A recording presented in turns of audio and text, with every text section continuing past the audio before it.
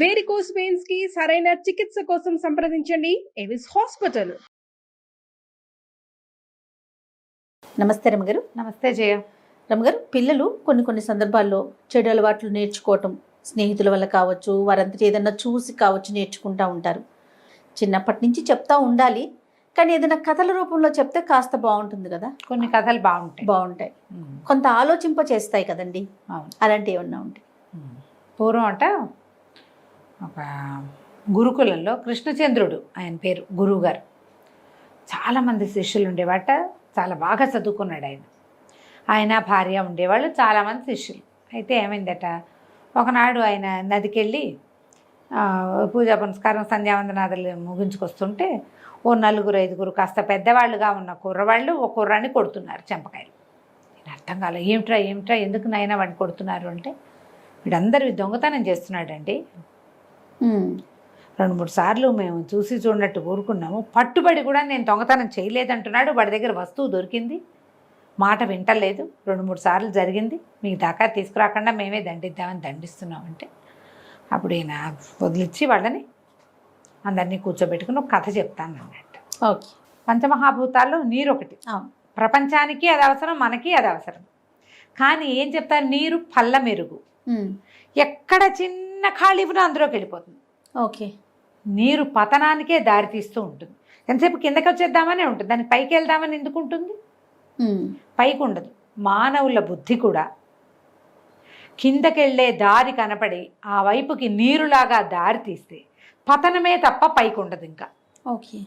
ఎప్పుడు కూడా ఒకసారి ఒక దురలవాటు, ఒక దురభ్యాసం, ఒక చేయకూడని పని కనుక చేస్తే అందులో ఆనందం లభించవచ్చు, లాభం కనపడచ్చు.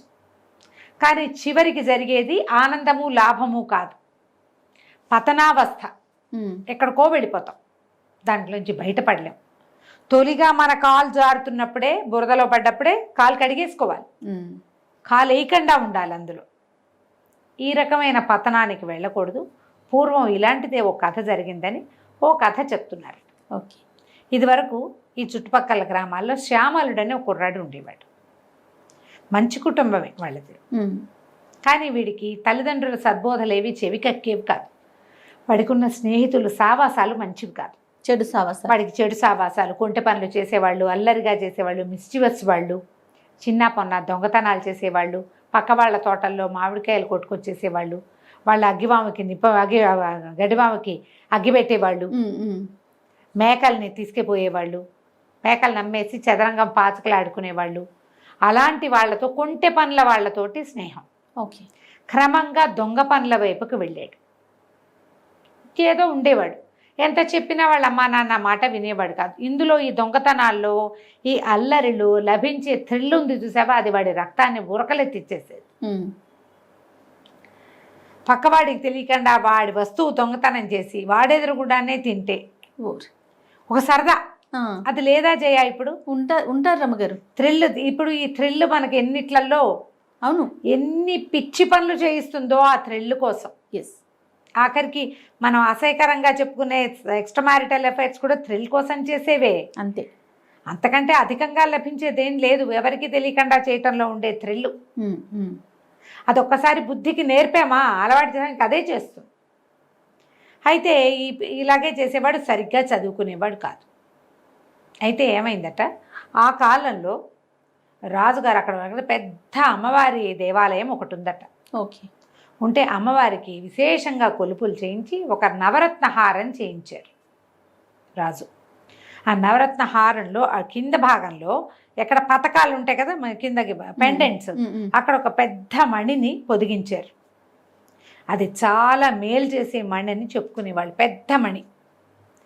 అయితే ఏమైందట, అయితే అవతల దేశపు రాజుగారు ఒక ఆయన, కాలభైరవుడు, కాలవర్ధనుడు లాంటివాడు, కాలవర్ధనుడు ఇక్కడ అమ్మవారికి కొలుపులు జరుపుతున్న సమయంలో వచ్చాడు. అమ్మవారిని సేవించుకున్నాడు. ఈమె చాలా శక్తివంతురాలు, మహాకాళి, చాలా విశేషమైన సేవలు జరిపాడు. కానీ అతనికి ఆ వజ్రాల, ఆ నవరత్న పథకం మీద దృష్టి ఉండిపోయింది. ఆ నవరత్న పథకమే ఈ అమ్మవారికి ఇంత కళ్ళం తెచ్చిందని, ఈ రాజ్యం ఇంత సుభిక్షంగా ఉండటానికి అదే కారణమని భావించి ఎలాగైనా అది కొట్టేయాలనుకున్నాడు. అనుకుని ఏం చేశాడట, ఇంటికి వెళ్ళిపోయి తన రాజ్యానికి వెళ్ళిపోయి కొంతమంది చారులను పిలిచి ఎలాగైనా ఏదో ఒక దారి ద్వారా ఈ నవరత్న హారాన్ని పట్టుకురండి, ఓకే. తెచ్చిన వాడికి నిలువెత్తు ధనాన్ని ఇస్తానని చెప్పాడు. ఈ చారులలో కొంతమంది ఈ ఊరు వచ్చారు. ఈ శ్యామలుడు ఉన్న ఊరు, కుర్రాడు కథ చెప్తున్నాం కదా, ఆ ఊరు వచ్చారు. అక్కడుంది అమ్మవారి దేవాలయం. అయితే ఆ దేవాలయంలో ఉన్న పూజారిని మొత్తానికి ప్రలోభ పెట్టారు. ఒకరోజు రాత్రి ముహూర్తం పెట్టుకున్నారు. ఆ రోజు సాయంకాలం అనుకోకుండా దేవాలయంలో ఏదో విశేషమైన సేవ, ప్రసాద వితరణ బాగా జరుగుతుందని జనం చేరారు. బాగా జనమంతా వెళ్ళిపోయాక ఎక్కడో ఆటకాయగా గోలికాయలు ఆడుకుంటున్న శ్యామలుడు అండ్ ఫ్రెండ్స్ ప్రసాదం ఏమన్నా మిగిలిందేమో తిందామని దేవాలయం దగ్గరకు వచ్చారు. ఓకే. వచ్చేసరికల్లా వాళ్ళు అందాక వచ్చిన వాళ్ళు కొంతమంది ఎవరో ఆ తండ్రులు వాళ్ళు వీళ్ళు కేకేస్తే వెళ్ళిపోతే శ్యామలుడు ఒక్కడు నేను వెళ్తాను, ప్రసాదం ఉందో లేదో చూసొస్తానని వాడు దేవాలయం దగ్గరికి వచ్చాడు. అప్పటికి ప్రసాద వితరణ అయిపోయింది. దేవాలయం తలుపులు కూడా మూయబడ్డాయి. కానీ వీడు దేవాలయాన్ని సమీపిస్తుండగా చుట్టుపక్కల బోళ్ళంత తోటగా అంత బాగా పువ్వుల చెట్లు అవి ఉన్నాయి. ఒక చెట్ల మాటున పూజారి గారు ఆ చారుడు ఇద్దరు మాట్లాడుకోవటం వాడు చూశాడు. ఏదో జరుగుతోంది ఇక్కడ అని తెలిసింది. వాడు ఏదైనా జరిగేదాకా అక్కడే మాటేసి ఉండాలని అక్కడ ఉండిపోయాడు. ఉండిపోతే చారుడు తందారంతో పోయాడు, పూజారి వెళ్ళిపోయాడు. రాత్రి 12 గంటల వేళ పూజారి ఒక్కడే వచ్చాడు. వీడు వేచున్నాడుగా ఏదో జరగబోతోందని. ఎప్పుడైతే ఈ పూజారి తలుపులు తీసి దేవాలయం లోపలికి ప్రవేశించాడు, అలా వెనకాలే శ్యామలుడు కూడా వెళ్ళిపోయాడు. ఏంటి పూజారి గారు ఏం చేస్తున్నారు రాత్రిపూట అని అడిగాడు. ఆడెళ్ళిపోయాడు. అప్పుడే అమ్మవారి మీద చేయిబెట్టి హారం పుచ్చుకున్నాడు. ఉలిక్కిపడి హారాన్ని వదిలేసేసి అడిగిపోయి ఏం చెప్పాలో తెలియక, ఒరే బాబు నువ్వెట్లా వచ్చావురా, ఎట్లా వచ్చావు, నేను 8 గంటలకే చూశాను, అప్పటి నుంచి మీరేం చేయబోతారా అని చూడడానికి నుంచున్నాను, ఏమిటో సంగతి చెప్పండి అన్నాడు. అప్పుడు ఆయన వణికిపోతూ, ఎవ్వరికీ చెప్పద్దురా, నీకు కూడా ఏమైనా ఇప్పిస్తాను, ఈ హారాన్ని కాలవర్ధనుడికి మన పక్కనున్న నగరానికి కాంభోజ రాజ్యానికి తరలించేందుకు ప్రయత్నం జరుగుతోంది, నిలువెత్తు ధనం ఇస్తానని ఆయన ప్రకటించాడు, అందులో సగం వీళ్ళు నాకు ఇస్తామన్నారు. దేవాలయంలో ఉంటే ఏమొస్తుంది, ఈ హారాన్ని వాళ్ళ పరం చేసి ఊరు వదిలి పారిపోదాం అనుకుంటున్నాను నేను అనేసరికల్లా వాడు అన్నాడు, కుర్రాడు శ్యామలుడికి వెంటనే సరదా వచ్చేసింది. డబ్బు, అంత డబ్బా, ఏమన్నాడు, వాళ్ళెవరికో ఎందుకు ఇవ్వాలి, మనమే తీసుకుందాం, మీకేం భయం లేదు, నేను ఉంటా మీతో పాటు, మనిద్దరం ఈ హారం పుచ్చుకొని పారిపోదాం, వాడు మీకు సగం ధనం ఇప్పిస్తానన్నాడు, మనమే ఈ వస్తువు పట్టుకెళ్ళి కాలవర్ధనుడికి ఇస్తే ఫుల్ ధనం మనకు వస్తుంది, చెరిసగం. ఓకే, బాగుంది కదా అని చెప్పి సరేనని ఏం చేశారు, ఆ చారుడు వచ్చే లోపలే వీళ్ళిద్దరు చటుక్కున పూజారి తెచ్చిన సంచిలో ఆ నగ వేసేసుకుని దేవాలయం తాళాలు వేసేసి బయటికి రెండో దారి గుండా అడవిలోకి వెళ్ళిపోయారు. నడిచి వెళ్తుంటే వాళ్ళిద్దరికీ ఏమనిపించింది, ఇంత దూరం వచ్చాం, ఇంకొక 7-8 గంటలు నడిచామా ఆ ఊరు చేరిపోతాం, ఈ గోన్ సంచిలో ఏముందో ఎవడికి తెలియదు, మొత్తం సొమ్ము నాకే కావాలని ఇద్దరికీ అనిపించింది.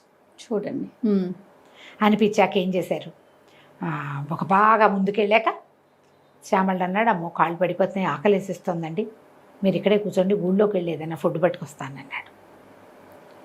ఆయన అక్కడ కూర్చోబెట్టాడు. వీడు ఊళ్ళోకి వెళ్ళి ఏదో పళ్ళు గిళ్ళు కొనుక్కొచ్చి పూజారి గారు తినటానికి ఏదో తీసుకుని అందులో కొద్దిగా చిన్న విషపు సీసా ఒకటి కొని దాని మీద వేసేసి పట్టుకొచ్చాడు. ఈ లోపల పూజారి గారు ఏం చేశాడు, అటు ఇటు తిరిగి కొంచెం పిచ్చి పుచ్చకాయలు అవి ఉంటాయి అడవుల్లో, ఒక రకమైన చేదు, అవి తింటే చచ్చిపోతారు. అడవిలో అక్కడక్కడ జామ పళ్ళు కనపడుతుంటే ఏం చేశాడు, జామ పళ్ళు పట్టుకొచ్చి ఈ పుచ్చకాయల్ని బాగా చిన్న చిన్న పుచ్చకాయలు మనం ఇవ్వంటారు ఏమైనా అంటే నేల విసిరి లాంటివి, ఒక రకమైన చిన్న చిన్న కాయలు, విషముష్టి అలాంటి కాయలు బోల్డన్ ఉంటాయి, ఇవన్నీ పిచ్చి పేర్లు చెప్తున్నాను నేను. ఈ పేర్లవి ఈ కాయల్ని బాగా నలిపి ఆ రసం తీసి పళ్ళంతా పట్టించేసి బాగా ఆరబెట్టేశాడు. కుర్రాడు వచ్చాడు, శ్యామలుడు వచ్చి నేనేమో తినేశానండి, మీరు ఇదిగో ఆహారం తినండి అని ఆయన చేతులు పెట్టాడు. ఈయన అన్నాడు, ఒరే 2 జామపళ్ళు నేను తిన్నానరా, ఈ జామపళ్ళు నువ్వు తినని ఆ 2 జామకాయలని ఎత్తి శ్యామలుడి చేతులు పెట్టాడు. ఓకే, శ్యామలుడు జామకాయలు తిన్నాడు, పూజారేమో వాడు తెచ్చిన శ్యామలుడు తెచ్చిన ఆహారం తిన్నాడు. కాసేపటికి ఇద్దరు విష ప్రభావంతో చచ్చిపోయారు. ఆ కథ చెప్పి చూడు, ఒక్క చోట అత్యాశకి పోతే అత్యాశ దొంగతనం నుంచి హత్యకి పురికల్పింది. అంతే. మామూలుగా అయితే వీళ్ళలాంటి వాళ్ళు కాదు, ఒక్కసారి దిగితే దిగజారుడు మెట్లయిపోతాయి కదా, ఒకదాని తర్వాత ఒకటి, ఒకదాని తర్వాత ఒకటి. అందుకని తప్పులు మొదటే చేయకూడదు. ఒకసారి చేసాం, పట్టుబడ్డాం, ఇంకా చేయకూడదు. ఒకసారి 2 సార్లు చేసాం, పట్టుబడి బుద్ధి చెప్పించుకున్నాం, అసలు చేయకూడదు. శ్యామళుడికి అమ్మా నాన్న చెప్పినా వినలే. పూజారి అంత ఆశపడకూడదు, పోనీ ఆ చారుడికి ఇచ్చినా బాగుండేది. అదంతా మనమే సొమ్ము చేసుకుందామని వీడితో అనిపించింది. ముందుకెళ్ళాక ఏమనిపించింది, మొత్తం అంతా మనమే తీసుకోవాలనిపించింది, చెరసగం కాకుండా. చివరికి ఏమైంది, ఇలా అయింది అనగానే ఆ విద్యార్థి వెక్కిలు పెట్టి ఏడ్చాడు. నేను కూడా పతనంలోకే వెళ్ళిపోతాను గురుగారు, మీరు మమ్మల్ని రక్షించారు, నేను ఇంకెప్పుడు దొంగతనం చేయనండి అని కాళ్ళు పట్టుకుని తెగేడ్చి శోకాలు పెట్టి పిల్లాడు వెళ్ళిపోయాడు. మిగిలిన వాళ్ళంతా కూడా వెళ్ళిపోలేరా, ఏడవకు, ఇంకెప్పుడు ఇలా చేయకూడదురా, చూడు ఎలా అయిపోయింది, కథ చూసావా చెప్పారు అని చెప్పేసి వాడితో మాట్లాడుతూ ఎలాంటి పరిస్థితుల్లో ఎవరెవరు ఇలా అయిపోయారు, పురాణాల్లో ఆ కథలు ఈ కథలు చెప్పుకుంటూ విద్యార్థులంతా వెళ్ళిపోయారు. ఆ పక్కన ఏదో పని చేసుకుంటూ ఈ కృష్ణచంద్రుడు గురువుగారి భార్య కథ అంతా విని కళ్ళనీళ్ళు పెట్టుకుని, విద్యార్థి అయితే మనవాడు దారిలోకి వచ్చేసాడు, ఇక తప్పులు చేయడు, పాపం వృధాగా శ్యామలుడు చచ్చిపోయాడు, ఆ పూజారి చచ్చిపోయాడండి పాపం. చివరికి చావులు అవరించింది వాళ్ళని అంతే అన్నది ఆవిడ కళ్ళనీళ్ళు తుడుచుకుంటూ. ఈయన అన్నాడు, ఇద్దరూ చావలేదు, పూజారి వృద్ధుడు కాబట్టి ఆయన చనిపోయాడు, శ్యామలుడు ఆ విషయం వాడికి చాలా, అది కొట్టుకుంటూ ఉంటే ఆ దారిని వచ్చిన ఒక గురువుగారు కాపాడారా, శ్యామలుడిని దరి చేసుకుని అతన్ని తీసుకెళ్ళి వైద్యం చేయించి తన శిష్యుడిగా స్వీకరించి కృష్ణచంద్రుడు అని పేరు పెట్టారు అని చెప్పాడు. ఆయన ఆవిడ ఆశ్చర్యపోయింది, ఏమిటి మీరే శ్యామలుడా అంది. నేనే శ్యామలుడిని, నా చిన్నతనంలో నేను అలాంటి పని చేశాను, పూజారి మాత్రమే మరణించాడు, నేను మరణించలేదు. నేను ఇలాంటి పని చేసినందుకు సంవత్సరాన్ని నన్ను కొండ గుహలో ఉంచారు. బోస్టన్ స్కూల్ లాగా ఏదో ఉంటుంది కదా, బోస్టన్ స్కూల్ అయినా దాన్ని ఏమంటారు, ఏదో స్కూలు పిల్లల్ని పెడతారు కదా, తప్పులు చేసిన పిల్లలు, ఆ స్కూల్లో పెట్టారు. అలాగే నన్ను కొండ గుహలో సంవత్సరం పాటు ఉంచారు. తర్వాత నన్ను శిష్యుడిగా స్వీకరించారు. మరి ఆ హారం ఏమైందంటే అంది, ఆ హారాన్ని వారం తిరిగేసరికల్లా అమ్మవారికి మా గురువుగారే సమర్పించేశారు. నన్ను ఆయన మార్చారు. ఎవరికైనా మారేందుకు అవకాశం వస్తుంది, తీసుకోవాలి. ఎలాంటి పతనావస్థలో అయినా మారేందుకు అవకాశం వస్తుంది. తొలి కాలంలో వచ్చినప్పుడు తీసుకుంటే అదృష్టవంతులు. నా అవకాశం నాకు ఎట్లా వచ్చిందంటే, నన్ను 1 సంవత్సరం పాటు ఉంచారు, నాకు అదే నేను చెప్పానని చెప్పాను. కథ కంచికి మనం ఏంటి.